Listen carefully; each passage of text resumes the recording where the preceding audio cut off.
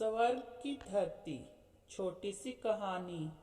किसी देश के राजकुमार ने स्वर्ग की धरती के बारे में किताबों में पढ़ा था। राजकुमार की उम्र लगभग 12 वर्ष हो गई।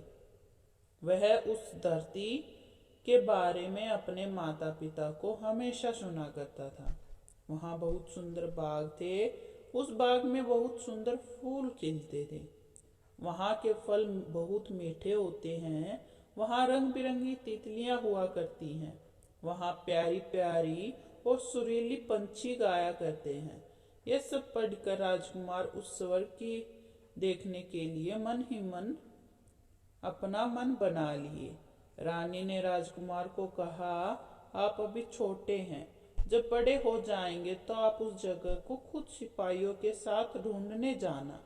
राजकुमार माँ की बातों से संतुष्ट हो गए, पर वह यह कहानी हमेशा अपने मित्र को बोला करते थे।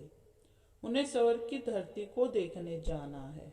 राजकुमार रोज शाम को जंगल में टहलने जाया करते थे। एक शाम राजकुमार जंगल की सैर करके वापस लौट रहा था। अंधेरा हो गया था। तेज आंधी चल रही थी। आंधी से बचने के लिए राजकुमार एक चट्टान के पीछे बैठ गए। राजकुमार जब आसपास नजर दौड़ाई तो उसे कुछ दूरी पर एक गुफा में आग जलती नजर आई। वह उठा और उस गुफा की ओर चला गया। वहां आग के पास एक बूढ़ी औरत वहां बैठी थी। राजकुमार को देखते ही वह बोली, जब मेरे बेटे घर आते हैं तो तेज हवा चलने लगती है। वे लोग स्वर्ग की धरती के 4 पवन हैं। यह पवन गुफा है। शीघ्र ही गुफा में उत्तर पवन में प्रवेश किया और कहा, माँ मैं पूरे 1 महीने बाद ध्रुव प्रदेश में था। उस जगह बहुत सुंदर जानवर पाए जाते हैं। तभी पश्चिम पवन ने गुफा के अंदर आते हुए कहा, माँ मैं जंगलों से होकर आ रहा हूँ। मैंने वहाँ तूफानी हवा चलाई और बतखों को पानी में भेज दिया। कुछ देर बाद दक्षिण पवन ने आकर बोला, माँ मैं अफ्रीका चला गया था। वहां जाकर मैंने बहुत मस्ती की। अंत में पूर्व पवन आया और बोला, माँ मैं चीन देश से आ रहा हूँ। बूढ़ी औरत ने पूर्व पवन को कहा, आज तुम स्वर्ग की धरती पर जा रहे हो। वहां तुम झरने का पानी जरूर पीना। यह सुनकर राजकुमार ने पूर्व पवन से आग्रह किया, क्या मैं भी तुम्हारे साथ स्वर्ग की धरती पर जा सकता हूँ? पूर्व पवन ने हामी भर दी। उसने कहा, ठीक है राजकुमार, मैं तुम्हें साथ ले चलूंगा। राजकुमार को पूरव अपने साथ ले गया। राजकुमार बिना किसी को बताए उसके साथ दूसरे देश चला गया।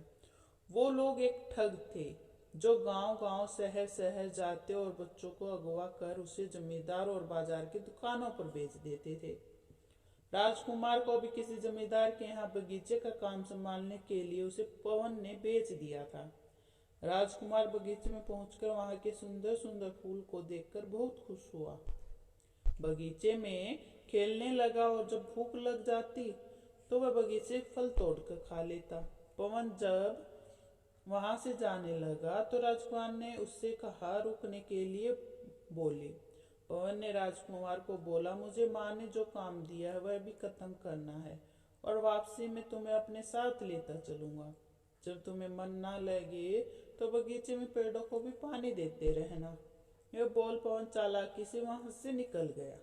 कुछ दिनों के बाद पवन वापस नहीं आया। राजकुमार को अपनी माँ पिता की याद कर रोता रहा।